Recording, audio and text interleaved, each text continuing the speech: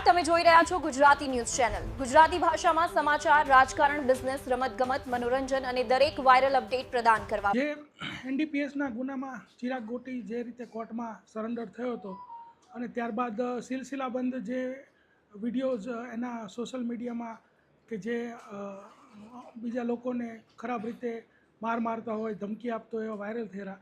અને ત્યારબાદ એક જે ફરિયાદી છે જિગ્નેશ મગનભાઈ વ્યાસ કે જેઓને પણ એની બાજુમાં સોફા પર બેસાડી બે લાફા મારતો હોય એવો વિડીયો જે વાયરલ થયેલો, તો એ ફરિયાદી અમારી સમક્ષ આવતા એ ફરિયાદીની જે ફરિયાદ જે છે ગઈકાલે દાખલ કરવામાં આવેલી છે। ફરિયાદની કન્ટેન્ટ એ મુજબ છે કે તારીખ 15/10/2021ના રોજ જ્યારે એની જિગ્નેશ પોતાની જે ઓફિસ છે ત્યાં હાજર હતો, ત્યારે ત્યાં નીચેના ભાગમાં જે ચિરાગ ગોટી છે તથા રવિ ભાલ અને યુવરાજ જાદવ આ લોકો આવેલા અને એને કીધું કે ભાઈ તારા બાપના તો અમે પૂરો કરી નાખ્યો છે, હવે તારો વારો છે, તારે દર મહિને અમને 2 લાખ રૂપિયા ખંડણીના હપ્તાના આપવા પડશે એમ કરીને એને તાકધમકી કરીને એની પાસે જે પડેલા 10 લાખ રૂપિયા છે તે લઈ ગયેલા। અને ત્યારબાદ ચિરાગ ગોટીને એવું ખબર પડી કે આ ભાઈ જે જિગ્નેશ વ્યાસ છે એ પોલીસમાં ફરિયાદ કરવા જવાના છે, તો ત્યારબાદ ફરીથી તારીખ 24/10/2021ના રોજ એની ઓફિસની નીચેના ભાગમાંથી જે જિગ્નેશ છે એનું અપહરણ કરી જઈ અને એના ઘરે લઈ ગઈ અને આ રીતે સોફામાં બેસાડી અને પહેલાં સમજાવ્યો કે કઈ રીતે તારે હાથ જોડીને રોવાનું છે અને સમજાવ્યા બાદ એની બાજુમાં બેસાડી અને 2 લાફા મારી દીધેલા। તો આના વિરુદ્ધમાં 386, 365, 342, 323 એટલે ખંડણી, અપહરણ અને મારામારીનો જે ગુનો છે એ દાખલ થયેલ છે।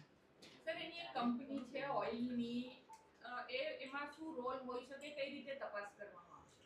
અત્યારે જે આ ગુનો છે એમાં તો ખંડણીને લગત જે તપાસ છે એ કરવામાં આવશે અને ઓઇલને લગત જો કંઈ કંપનીમાં ખોટું કરતા હશે તો એનાથી અલગથી કાર્યવાહી કરવામાં આવશે। સર, ઓડિટ રિપોર્ટ અને બધું મંગાવવામાં આવશે?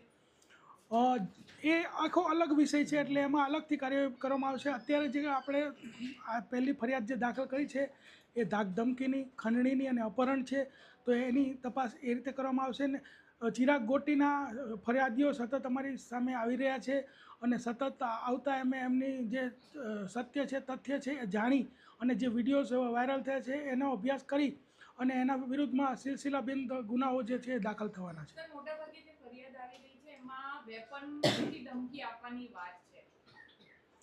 જે કોઈ અત્યારે આ જે ફરિયાદ જે છે એ ખંડણીની ફરિયાદ છે અને આમાં વેપનનો કોઈ મુદ્દો નથી, પરંતુ જો કોઈ વેપનની પણ વાત હોય તો વેપન પણ રિકવર કરવામાં આવશે અને બીજું જે કંઈ પણ આપણા સમક્ષ આવશે એના ઉપર કાર્યવાહી કરવામાં આવશે। ક્યાં હતા ગોટી કાકા? ક્યાં છે? ક્યાં હતા કહો? ઘરે છો? કાંઈ નહીં, તમારે ઘેરે આવ્યો તો ઓલી રિવોલ્વર બતાવી ચિરાગથી તમે હારે હતા ને તમારે ઘેરે, ખબર તમને? હે? રિવોલ્વર મને બતાવી હતી તેથી તમે ઘેરે હતા ને? તેથી હા, એટલે પછી ના નહીં પાડતા પાછા। મને પછી ખબર જ નથી તમને હું બતાવ્યું હું ન બતાવ્યું। તમે ઘેરે નહોતા ને? કેમ નહોતા તમે?